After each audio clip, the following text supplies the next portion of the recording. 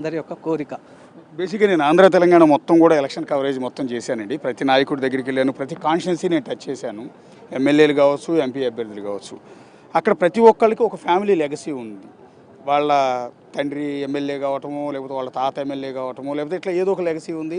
లేదా ఇంతకుముందు వాళ్ళు పోటీ చేసి ఓడిపోయిన వాళ్ళే ఉండొచ్చు, లేదా సిట్టింగ్ వాళ్ళే ఉండొచ్చు. ఇట్లా ఏదో ఒక రీజన్ ఉంది. కానీ ఎక్కడికి వెళ్ళినా వాళ్ళకి ఆ పలుకుబడి ఉంది కాబట్టి వాళ్ళు జనాలు వచ్చారులే అనుకోవచ్చు. మీరు ఎక్కడా పోటీ చేయలేదు, కనీసం పోటీ చేసి ఓడిపోలేదు, అయినా కూడా మీ క్రేజ్ చూస్తూ ఉంటే నాకు ఆశ్చర్యంగా ఉంది.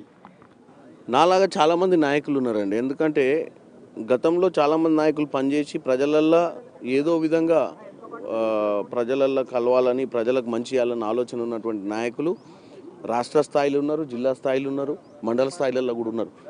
అవకాశాలు రాలేదు. మీరు చూసినట్టయితే 2009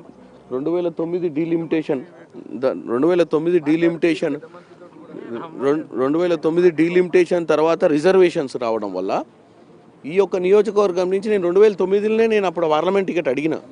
2009లో కూడా నగరకల్ కనుక రెగ్యులర్ రిజర్వేషన్ ఉంటే అప్పుడు ఎమ్మెల్యే టికెట్ కూడా అడిగేవాడిని. డీలిమిటేషన్లో నాకు ఇది ఎస్సీ కావడం వల్ల 9లో పార్లమెంట్ సీటు రాజగోపాల్ రెడ్డి గారికి, 14లో రాజగోపాల్ రెడ్డి గారు నిలబడ్డారు, 18లో కోమటిరెడ్డి గారు నిలబడ్డారు. రాజకీయంగా అవకాశాలు అందరికీ రావు.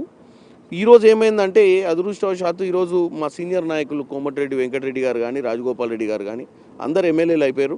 అటు ఉత్తమ్ కుమార్ రెడ్డి గారు కానీ, ఇటు అందరూ అంటే ఈ జిల్లాలో ఉన్నటువంటి సీనియర్ నాయకులందరూ ఈరోజు క్రియాశీలకంగా గెలుపు పొంది వాళ్ళందరూ కూడా అవకాశాలు ఉన్నారు. కాబట్టి కొత్త తరానికి ఈరోజు అవకాశం వస్తుంది కాబట్టి వీళ్ళందరూ ఉత్సాహంగా ఉన్నారు. సీనియర్ నాయకులు కూడా వస్తూ ఉన్నారు మిమ్మల్ని చూసి పలకరించడానికి. అంటే మీ అనుభవంతో చెప్పండి, మీ వయసు రీత్యా చెప్పండి. ఒక యంగ్స్టర్ ఇప్పుడు ఎంపీ సీట్ అడుగుతూ ఉన్నారు, బరిలోకి దిగే అవకాశం ఉంది. అయితే నేనేమంటానంటే ఇక్కడున్న నాయకుల్ని తట్టుకోగలిగి ఆ ఎంపీగా గెలిచే ఆ స్ట్రేచర్ కానీ అర్హత కానీ ఆయనకు యంగ్ కావాలని ఆలోచించుకుంటున్నాం, కావాలని కోరుకుంటున్నాం 100%.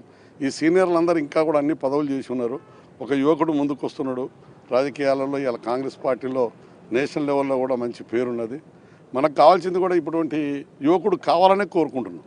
100% ఇటువంటి ఇప్పుడు ఈ ఎంపీ టికెట్ కనుక ఇచ్చినట్లుంటే 100% అత్యధిక మేడతోటి కూడా గెలిపేయగలిగేటువంటి శక్తి మాకున్నది.